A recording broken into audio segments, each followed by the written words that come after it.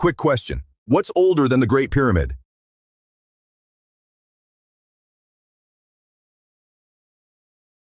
Not much, but here's the twist. The pyramid at Giza isn't even Africa's only pyramid civilization. There's a second one, buried under the sand of modern Sudan, with more pyramids than Egypt has. Most people have never heard of it. By the end of this video, you're going to know why that gap in your knowledge exists, and it's not an accident.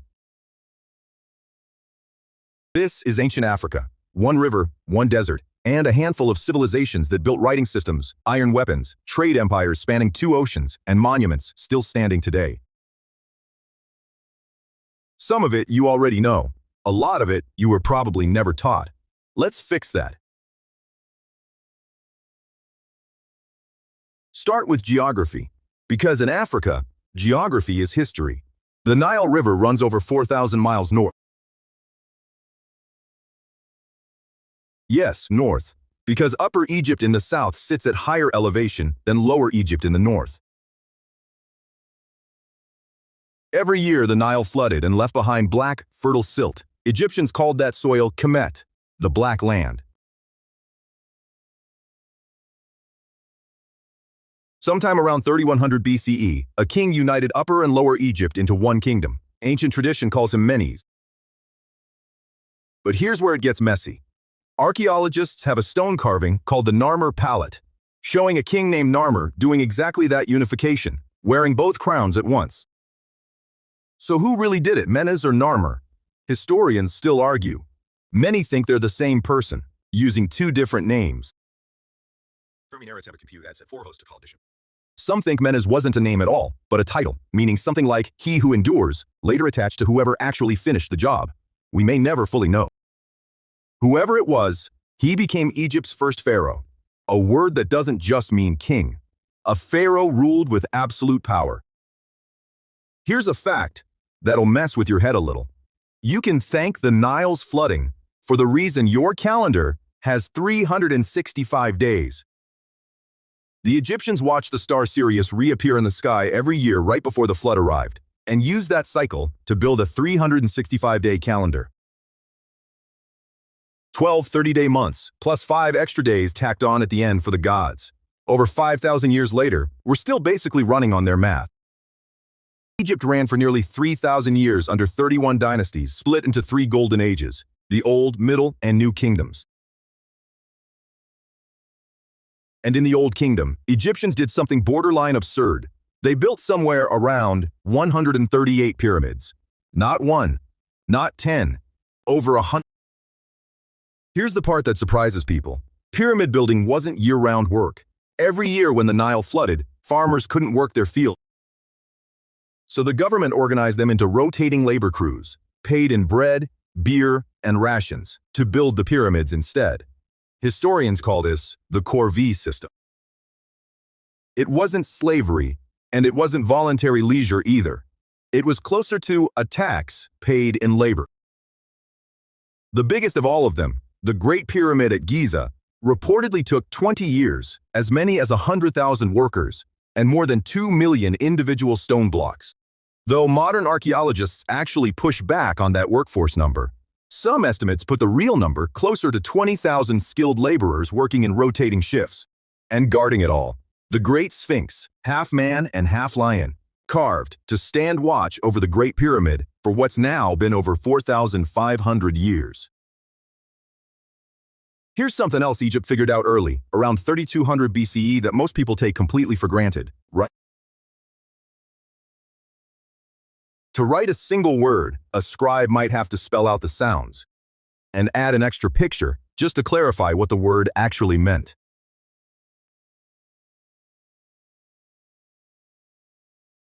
And they needed something to write on. They figured out how to turn a marsh reed growing along the Nile into actual paper. A single decision, write it down, instead of just remembering it, is a big part of why we know so much about Egypt specifically. Keep that in mind. Fast forward to the New Kingdom, and you get the names you probably do know. Hatshepsut. She began ruling as regent for her young stepson, Thutmose III, then continued to rule in her own right for roughly 2 decades. Her reign is remembered for prioritizing trade and building projects, most notably a major expedition to the land of Punt that brought back incense, myrrh, and ivory. Thutmose III, who inherited the throne as a toddler and grew into a general who led 20,000 soldiers into Syria and Palestine. Akhenaten, who tried to blow up Egypt's entire religious system and force everyone to worship one god, the sun disk Aten. A genuine monotheistic experiment roughly 700 years before anything like it shows up elsewhere in the ancient world. And then there's the pharaoh everyone actually recognizes today, even people who've never taken a history class, King Tutankhamun. Likely Akhenaten's own son, based on DNA testing done on the royal mummies. Though, a few researchers still dispute the identification of the mummy that testing relied on. King Tut was crowned at 9 years old and ruled for roughly 9 years. Dead by 19. We don't fully know why. His body was mummified, preserved, because Egyptians believed the soul needed the body as a kind of home base to keep existing in the afterlife. They buried mummies deep beneath the desert, where the cool, dry conditions helped stop decay naturally. And, in the process of doing this for thousands of years, Egyptian embalmers built up a genuinely serious working knowledge of human anatomy and surgery. Tut's tomb held over 5,000 objects, all meant to travel with him into the next life. And here's the twist that made him world famous 3,000 years later. His was one of the only royal tombs that grave robbers never found. 19 years old, and he became one of the most recognizable names in ancient history, purely because nobody got to him first. The new kingdom collapsed around 1070 BCE. Egypt kept going after that. It just wasn't the same Egypt.